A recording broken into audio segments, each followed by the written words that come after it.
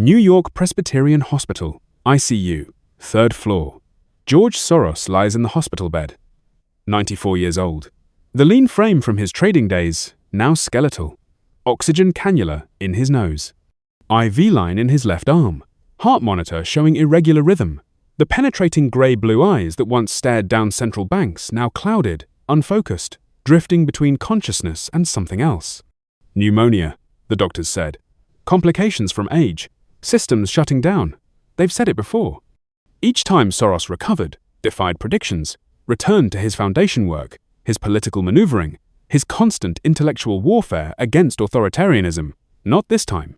Everyone knows it. But there's something he doesn't know yet. Something that will make his final hours more interesting than anyone expected. Because in the hospital lobby, 3 floors down, someone just arrived. Someone who's been waiting 32 years for this exact moment. Stanley Druckenmiller walks through the hospital's main entrance. 71 years old, tailored charcoal suit, salt and pepper hair perfectly cut. Moves with the confidence of a man who's made billions and wants everyone to know it. He's carrying a leather portfolio.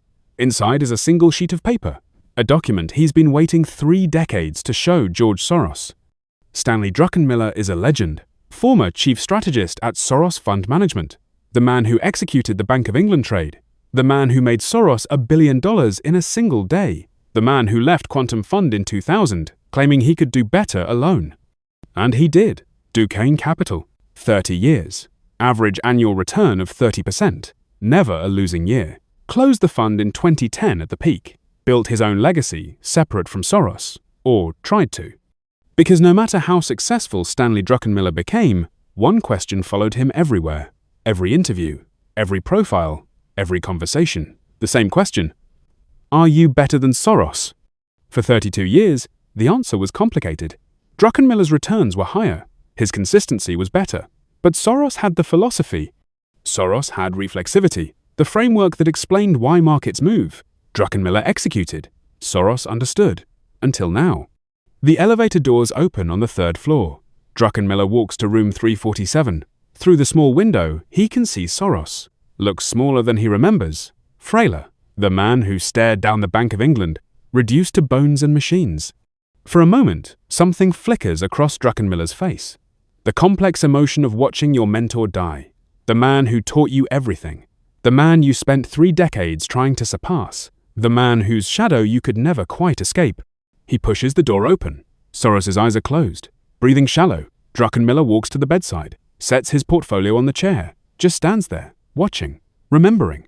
1988. Druckenmiller was 35, managing money for Dreyfus Corporation. Then George Soros called, offered him chief strategist at Quantum Fund, access to billions, freedom to trade anything, anywhere, the opportunity to play at the highest level.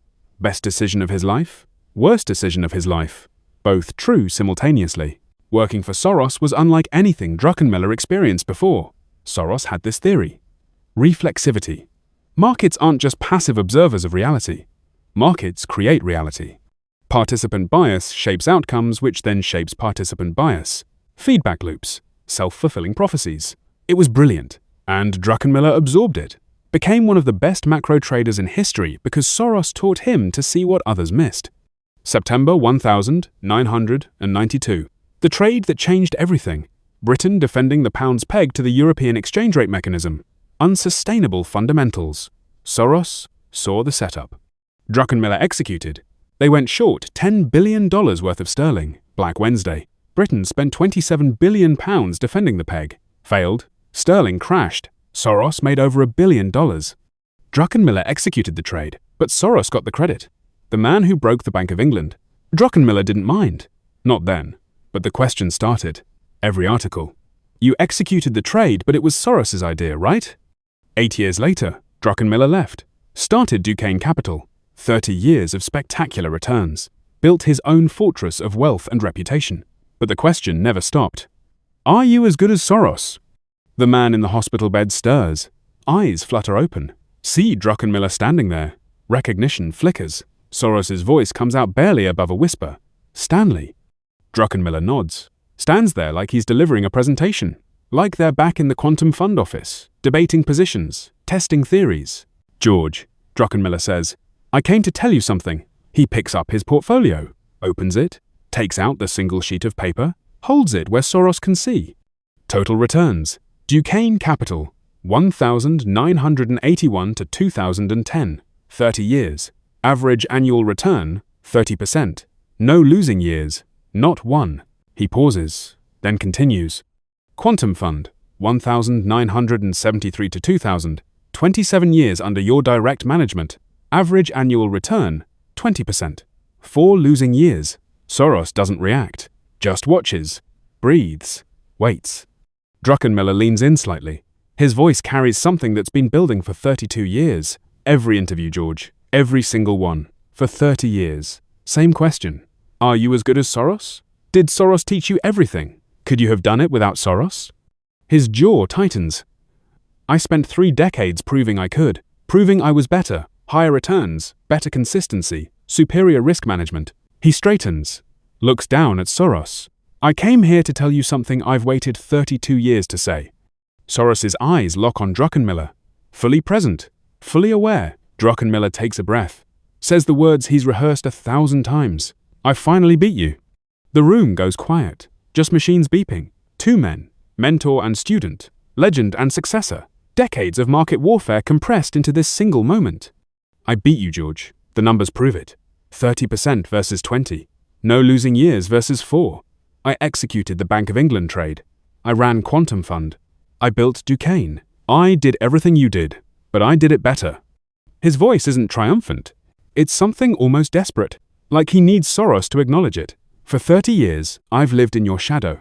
Every success, people said I learned from you. Every billion I made, they credited your theory. But the numbers don't lie. He points to the paper. That's not your framework, George. That's mine. That's my discipline, my risk management. And it was better than what you built. Druckenmiller's hands are shaking slightly. I came here because you're dying. Because this is my last chance to hear you say it. To hear you acknowledge that I surpassed you. That Stanley Druckenmiller isn't just Soros's protégé. And I beat you. The machines beep. 30 seconds pass. 60. Druckenmiller just stands there, waiting, needing this. Finally, Soros moves. Gestures with one hand. Wants Druckenmiller to come closer. Needs to speak, but doesn't have the breath for volume. Druckenmiller leans in, ear close to Soros's mouth, ready to hear the acknowledgement he's waited half a lifetime to receive. Soros's voice comes out as a whisper. Barely audible. But every word is clear. Stanley, you still don't understand. That's why you never beat me. Druckenmiller freezes, pulls back, stares at Soros. What are you talking about? The numbers are right there. 30% versus 20. The data doesn't lie. Soros gestures weakly toward the chair, wants Druckenmiller to sit. Druckenmiller hesitates, then sits, portfolio in his lap. Defensive, ready to prove his case with data. Soros takes a labored breath, speaks slowly, each word chosen carefully. You think trading is about returns, about beating benchmarks, about proving you're smarter than everyone else. Pause. Another difficult breath. That's ego, Stanley. That's insecurity dressed up as ambition, and it's why your question misses the entire point. Druckenmiller opens his mouth to object. Soros raises one finger. Not done. When I was your age, I thought the same way. Fled Hungary, survived the Nazis, came to London with nothing, got to LSE, studied under Karl Popper. And Popper taught me something that changed everything. His eyes drift. Remembering. Popper said the mark of intelligence isn't being right. It's recognizing when you're wrong and adapting. The open society thrives because it allows criticism, allows error correction. Soros looks back at Druckenmiller. I built Quantum Fund on that principle, not on being right, on being wrong less often than others, on understanding that markets are reflexive because humans are fallible. He coughs, painful, takes time to recover. Druckenmiller's defensive posture softens. You came here with a spreadsheet, Stanley. 30% versus 20%. You think those numbers prove you beat me. Soros's voice gains slight strength. But what do those numbers actually measure? Performance over a specific time frame with a specific mandate. And yes, by those metrics, you outperformed me. You're very good at making money. Pause. But is that the game, Stanley? Is that what this was about? Druckenmiller's jaw tightens. That's literally what a hedge fund does, George. Generate returns. Beat benchmarks. Is it? Then why did I spend billions building the Open Society foundations? Why did I fight autocrats in Hungary, Russia, China? Why did I fund universities, think tanks, democracy movements? Druckenmiller has no response. Soros continues, "You beat me at trading. Your returns were better. Your consistency was better. By every metric that measures pure investment performance, you were superior." He pauses. Lets Druckenmiller absorb that, then continues. "But I never cared about beating other traders, Stanley. That was never the game I was playing." "What game were you playing?" "Survival of open societies. I made money because I understood reflexivity. I profited from understanding that markets are wrong most of the time. But profit was never the point. Profit was the tool, the ammunition I needed to fight the real war." "What war?" "Authoritarianism, closed societies, the forces that killed my family in Hungary. That destroyed millions under communism." Soros's voice drops. "I survived the Holocaust by thinking clearly when everyone else panicked. Survived in markets by betting against consensus when consensus was built on lies. And I used every dollar I made to build institutions that help others think clearly. Because clear thinking is the only defense against tyranny." Druckenmiller is quiet, the competitive edge dulling. "You came here to prove you beat me at trading," Soros says. "And you did. But trading was never my game. Trading was my funding mechanism for the real work." "The real work being?" "Building a world where refugees aren't demonized, where critical thinking is valued over propaganda, where young traders care about more than just their Sharpe ratio." The heart monitor beeps irregularly. Soros is fading, but he has more to say. "You know what I'm proud of, Stanley? Not breaking the Bank of England, not making billions. What then? That autocrats fear me, that Putin banned my foundations, that Xi Jinping sees me as a threat, that Orban built his career on demonizing me, because that means the money I made in markets is threatening their power." Soros coughs again. Druckenmiller reaches for the call button. Soros waves him off. "You spent 32 years trying to beat me at a game I stopped caring about in 1979, the year I started the Open Society Foundations, the year I decided market profits needed to serve a higher purpose. Why didn't you tell me that?" "I did. Multiple times. You weren't listening. You were too focused on proving yourself, too focused on beating me." Soros takes another labored breath. "And that's why you never beat me, Stanley.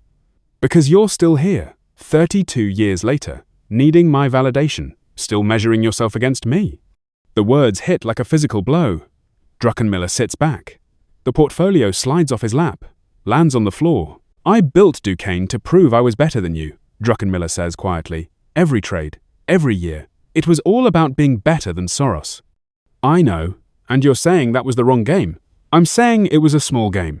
Trading is important, but it's not the ultimate game. It's a means, not an end." Soros's breathing is becoming more labored. "You want to know the truth, Stanley? At trading, you were. Better returns, better consistency, better discipline. You were the superior trader." Druckenmiller expected satisfaction. Instead, it feels empty, hollow. But at life? At using wealth to change systems? At building institutions that outlast individuals? At understanding that the goal isn't to win markets but to protect the conditions that make markets possible? He pauses. "At that game, you didn't even know we were playing." The machines beep. Druckenmiller sits there. 32 years of assumptions crumbling. "What do you want me to do?" Soros almost smiles.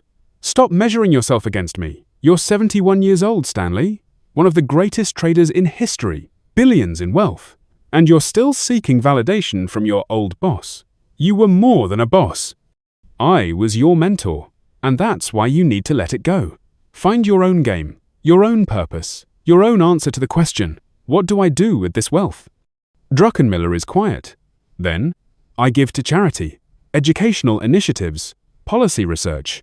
"Good. But ask yourself, am I giving because I believe in it, or because that's what Soros did?" The question lands hard. Soros's voice drops to barely a whisper. "Find something you care about more than returns, Stanley. More than proving you're better than me. Find the thing that makes you willing to be hated by powerful people. That's when you'll know you're playing a game that matters." He closes his eyes. Druckenmiller knows he should leave. But one more question. "George, the reflexivity theory.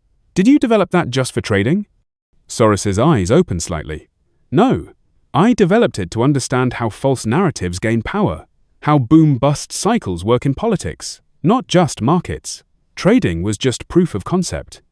Druckenmiller stands, picks up his portfolio from the floor, looks at the numbers inside. They seem small now, incomplete, answering a question that doesn't matter.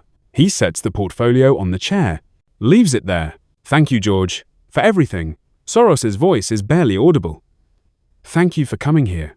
I'm sorry I wasted 32 years trying to beat you. You didn't waste them. You mastered trading. Now master something else, something bigger. Druckenmiller walks to the door. Pauses. What should I tell people when they ask if I'm as good as George Soros? Soros's eyes are closed, but his answer comes clear. Tell them you're better at trading. But Soros was playing a different game, and then stop caring what they think. Druckenmiller nods, leaves. In the elevator going down, he realizes he's crying. Not from sadness, from relief. 32 years of carrying a question. And in one conversation, Soros dismantled the entire framework, showed him the game he was winning didn't matter. 3 days later, George Soros dies. The obituaries flood every major publication. Stanley Druckenmiller reads them all, sees his own name mentioned. Former chief strategist, executed the famous Bank of England trade. But something's different now. The descriptions don't sting, don't trigger defensiveness, because he finally understands what Soros was saying. 6 months after Soros dies, Druckenmiller makes an announcement. He's launching a new initiative, a foundation, focused on strengthening democratic institutions, supporting investigative journalism, funding educational programs that teach critical thinking, opposing authoritarianism. The press asks why. Druckenmiller thinks about the hospital room, about the last conversation. Because I'm done playing small games, he tells them. I spent my career proving I could beat markets. Now I want to prove I can protect the systems that make markets possible. Someone asks if this is inspired by George Soros. George taught me to trade, but his final lesson was bigger. He taught me that beating him was never the point.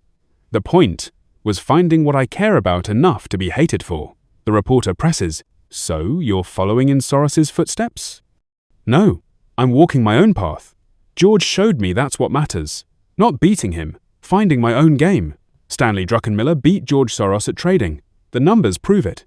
But George Soros taught him that winning at trading is the smallest victory. The real victory is choosing what game to play. That was Soros's final gift, his last lesson. He died proving that even on his deathbed, he was still the better teacher. And Stanley Druckenmiller, after 32 years of resistance, finally learned it. The question that haunted him for 3 decades. Did I beat Soros? Answer, yes, at trading. No, at life. Not until he stopped caring about beating Soros and started caring about using his wealth like Soros did, for something bigger than himself. That's when he finally beat George Soros. Not by having better returns, by learning the lessons Soros spent his entire life teaching. The game isn't about making money, it's about what you do with it after.